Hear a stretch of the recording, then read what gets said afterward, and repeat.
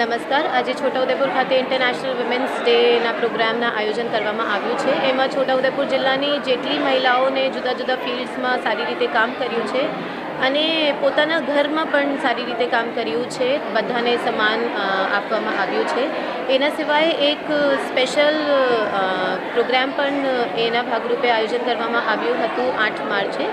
1008 letters tribal મહિલાઓ દ્વારા છોટાઉદેપુરની વડાપ્રધાનશ્રીને કૃતજ્ઞતા આપવા માટે લખવામાં આવ્યું છે અને વડાપ્રધાનશ્રીને મોકલવામાં પણ આવ્યું છે, જેનાથી વડાપ્રધાનશ્રીના જે જુદા જુદા સ્કીમો આપણા સ્ટેટમાં ચાલે છે અને સીએમ શ્રીના પણ એમાં બહુ બધા યોગદાન છે.